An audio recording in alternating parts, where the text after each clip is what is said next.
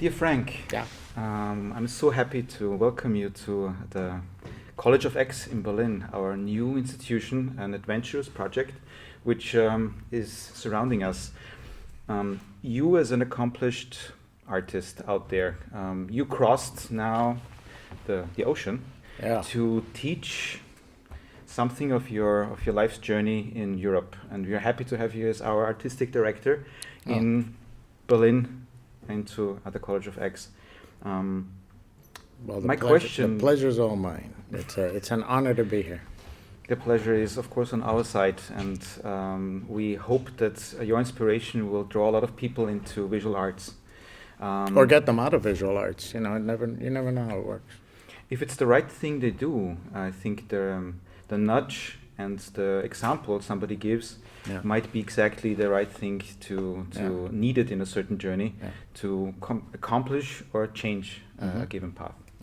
And of course, a path is not given; it's going to kind of be made. What about your path? How did you kind of come to visual arts? And I think I got lost. I wanted to be like a surgeon or something, but brain surgeon. Yeah. How did I come to be? It was just something that you get picked by art. That's how it works, and you either follow that path or you just say no. I'm going to do something else. I got picked by it by some bizarre means because I wound up coming from Cuba to America, and the time that I did was very cold. It was like in February, so there was not a lot of things to do for a young kid to go out and explore when there's like 7 inches of snow out. So you start drawing and reading comics, and that kind of ignites the spark or keeps it going. And comics was the best way of learning English too. Like it was this learning tool where you're looking at this language and you're seeing Superman and Batman doing something, and then you're thinking, okay, that means this and that means that. So it was that 4-color magic world that just opened up, and I had to follow it. But I wound up going into animation first, and then comics became like the second thing. Your first inspiration, do you remember what was the first comic book you had in hands? Oh, or yeah. The memorable one. The most memorable one to this day is Popeye by Seeger. I don't know what it was about that strip, and I go back to it and I reread it again. Those old Popeye Seegers, the Shazam, Captain Marvels by C.C. Beck, the old classic Supermans, those things just had this life to them that I don't know, for some reason, I gravitated to. And I wanted to know more about it. So.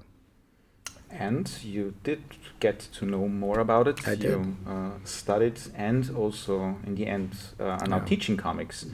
Yeah. Could you give us a short overview of your background, of your life's professional steps? Yeah.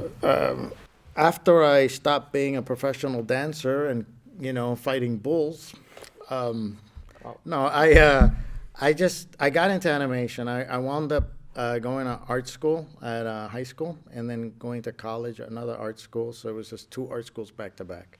And I always wanted to animate. That was my passion in life. I mean, I do animation and something ignites in my brain. And I just followed that path. I went into Disney right after. When I was still in college, I went into Disney. I came back, finished college, went back to Disney. And it just was this constant learning of animation. And then it kind of led into other paths that I had no idea were available. Because I would look at comics and I'd be like, oh, no, that doesn't move. That doesn't do what I need to do, And then I kind of wound up going back into comics because suddenly it was this very intimate way of telling a story. And after you work for the studios, the big studios where it's a lot of people working on these giant projects, the intimacy of just whispering something into somebody's head was really appealing, Like, they're out to get you, They are. Stuff like that, So the power of comics being that wonderful communication medium between you and the audience, I couldn't resist it. So I fell into it. How important is storytelling in all that? That's all it is. Storytelling is everything. That's everything. It's everything from color to design to, the way you pick your character, the way you dress your character, the way the character enters the room, everything is under this giant umbrella of storytelling. If you don't have a story to tell, you just have technique. Which is fine too, and some people use the techniques well, but it might be that it's not really distinguishable then. One nice drawing, one nice rendering of a superhero, and another one. We talked yesterday a little bit, it might be going into then not just being the artist, but maybe with storytelling you become an art director, directing the flow of the story. And I learned this yesterday from you, that this is actually something which people could or should aspire to, so that they're not kind of stuck to only the technique. That's the goal. The goal is to make better art directors for our future.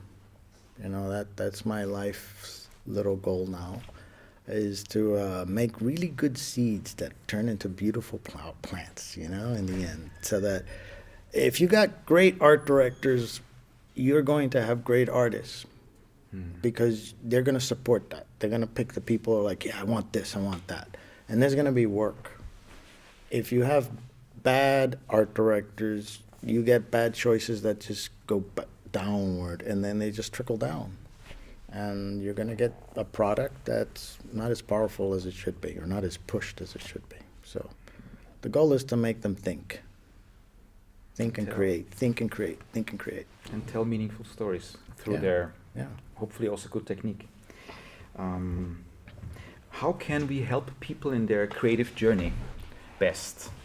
If you think of a setting, not kind of a whole skyscraper full of things and resources, but let's say a fine but ambitious small school where the minds might gather to learn how to tell their stories in a visual way.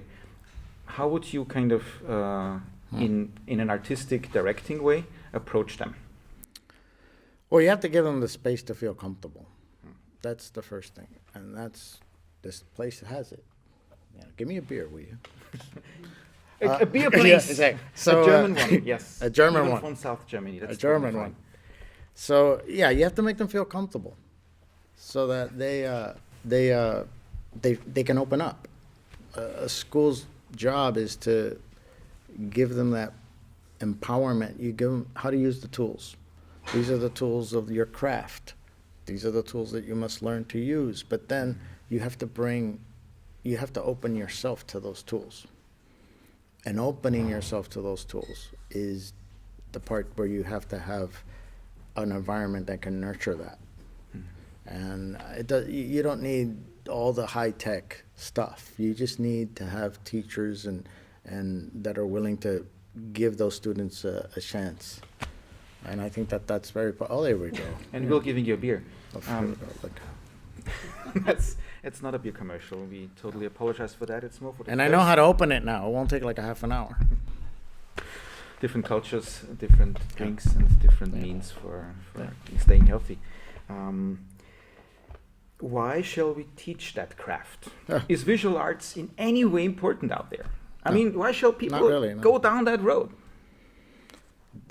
We are human beings. We have to create.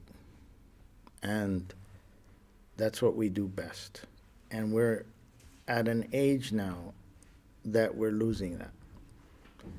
And it is so important for the newer generations to pick up the best of what we have and to move forward from that. And not stop creating, not stop adding humanity to it. It is a dangerous game we're playing. We have this titanic giant machine thing coming down on us and telling us this is the only way we can do things, and this is the faster, and this is better, and blah, blah, blah. And yeah, we could jump into that zone. But at the expense of what? Of leaving everything else behind?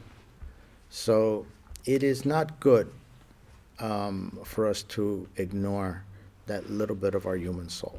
And this is what brings me here, to answer all your what brings me here is that we have to spread the message that we're human beings and we can create things with our hands, right? That's what gives us our name, right? And so that's my goal, man. Get them drawing again. Get them putting that mark on the cave like the old days, right? Like you put it up and it sits there, you know, and you can't replicate that. Yeah, they can't be afraid of that.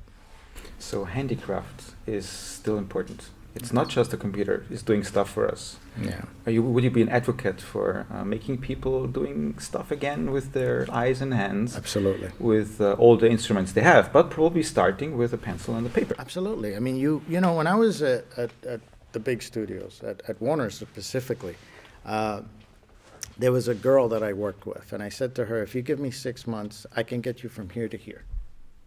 Okay? And she says yes. And she wasn't that great an artist, but she had fire. Yeah, that's it. And I gave her all the homework. You know, I gave her the homework. Now, remember, she's a professional artist, so she's working full time, but now she's going home and she's putting in more time. Okay? And this happens. And at the end of every week, she would drop the sketchbook off at my desk, and I go, okay. At the first couple of weeks, I was like making corrections, but then it was coming in regularly, so I was like, okay, let's let it happen. 6 months went by, and she says, don't you want to see my work? And I said, nope. And she said, why? And I say, because I saw the mark on your finger, which is where your pencil was sitting at. 6 months ago, you didn't have it, but now your body changed. Your body actually became part of this tool. And that shows me that you transformed. You went from one being to another. And she looked at her art, and sure enough, she was ready. That transformation of using your tool and becoming part of that and learning, you can't lose that, man. Are we going to replace that with just carpal tunnel syndrome, you know? A little bit of carpal tunnel syndrome I don't know. sometimes. You know, I'd rather have an clicking indentation in my abilities. finger than, you know.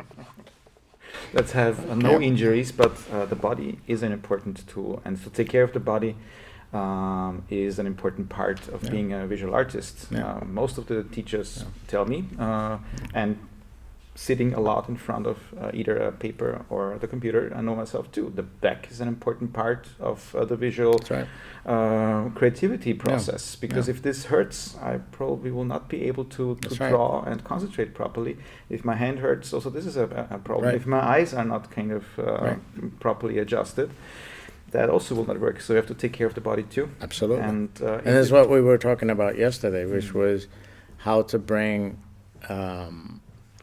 the actors and the dancers into the school, so that we can teach them how to move through their design. If they can move as their design, as their drawing, they'll be able to draw it.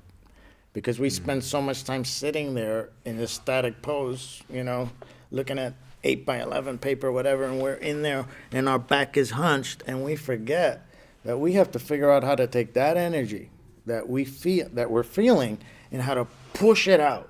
Right? Push that energy out into that paper. And it's very hard to push out energy when you're just sitting there and and that energy is not moving. So we got to project. So we need to learn, like actors, how to use our bodies to do that. And it's good. I think it's a new way of teaching, and that's what we need. I totally agree. We need that. For people becoming the Hulk of visual arts. Well, I used to look like this, but I was in a crash, so, you know. Lost some body mass, but I'll get it back. Maybe kind of you're kind of pumping. I look like that. Weights. Yeah. Wow. Also green? Come on. I was just okay.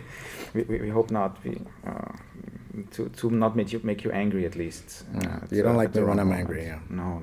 We'll kind of hopefully surround you with interesting people who are then make you calm and comfortable with your own kind of professional life, because you can give something, and they will receive and also give back.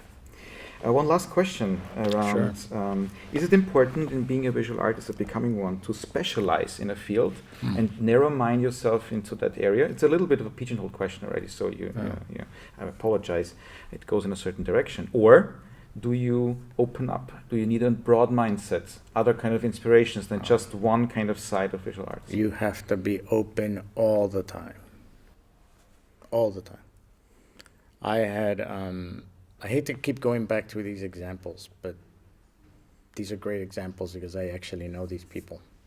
I hired many people who had very little, if no art training. But they didn't need it because they were human sponges. They, everywhere they went, they were just absorbing information, you know? And so becoming a human sponge is so important. If you're an animator, why are you going to limit your skill to just learning about timing and the hard knocks of animation, right? That's not all animation is. If that's all animation is to you, then you're working in a vacuum, right? So you need to learn fashion, you need to learn theater design, you need to learn everything. You know, you need to look at everything from stuff that you don't like. That's what you got to look at, right? You got to open up that brain, and it's exact same thing with comics. If you want to be a comic artist, all you're going to look at is comics.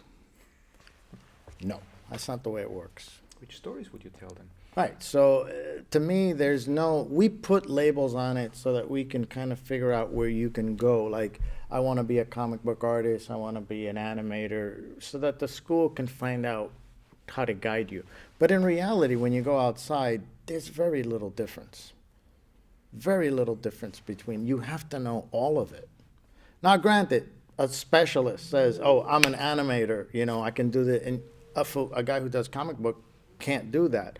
But he must know everything. He or she must know everything, at least to say, yeah, but I'm familiar enough with storytelling principles in comics that I can adapt.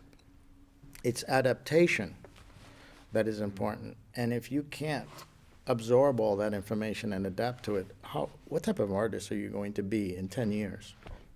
You're going to be drawing the same thing in the same style. And that is frightening. That frightens me more than anything. Me too. Almost as much as a computer, which is becoming a human computer, right? Which is just kind of like, this is what I do, and this is what I do all the time. And that's not good. That's not good for us at all. So we got to sing a song now. We got to sing a song. You know how they say whales have like a song that one whale sings and then another whale picks up, and then he adds to those notes, and then the song goes out, and then another whale picks it up and then adds to that, and it kind of goes around the world, right? I heard that story somewhere, and I always thought that was beautiful, because that's art. You get to hear your own song again, but it's been changed, right? So we have to become the song makers again, because right now a lot of these songs are happening by these machines. And when AI hits in I don't know how many years, what's going to be our place? That's exactly the purpose of showing and opening some doors to still keep the human elements glowing and more than glowing, to be kind of lit up like a bonfire, because then we can use with the help of machines, we'll be even probably more creative. We can use other tools, but essentially we are telling human stories, and not just a repetition of things, which of course are with a press of the button. We could kind of replicate a lot of stuff, but it will not add to our canon of stories and mythology out there. As storytellers, visual artists, we invite here, and also the ones you taught so far, they might have a broad mindset with overlapping interests, not always the same, but then having this tension, this creative tension, to together to make sure that together they'll tell something meaningful for society. And you know, it's so important, as you said, to light that fire, because maybe you might not know where it leads, and that's not your problem, because maybe another generation will see that little light and they'll go, hey, let's add to that, right? Exactly. Your job is just to kind of keep that fire going, you know, and it's really important, because I see it. I've gone through a lot of schools. I've seen a lot of artists being taught and the way they're being taught. And I keep saying to myself, how could that person have a connection to anything if they don't know what it feels like to touch paint in their fingers? And when I open up a tube of paint and I put it down, I go, you're a second-year art student. and this is a paint. Let's mix together a color. I seen them going, wow, right? Like, this is crazy. Yeah, that happens. And I don't know. I don't want to lose that, man. You know, I don't. So we got to help them. Support them, exactly. We got to help them. Let's kind of create some sparks and light some fires. I hope so. Out there. As long as you don't light my house on fire, I'm good. No. Yeah. We don't set up that kind of school. Right. We're putting the fires up in the minds. That's and it. There they should and here, in the hearts and minds. In the hearts and minds, exactly. Yeah. Well, Frank, thanks so much to... It's an honor to be here, really it is. It's an honor to be here in this great school and to be a small part of that and to meet all these amazing artists that I've met in this time here. And you made me feel amazingly at home. And it's a great pleasure. You open our And that's hearts. the beauty of art, right? Like Yes. you meet people that you had no idea and you connect. True. So thank you for that. Thank you for opening our hearts and our minds, and let's do some meaningful teaching. Be great. Yeah. Thank Thanks you a so lot. much. Thank you so much. All right. Can we drink that beer now? Of course.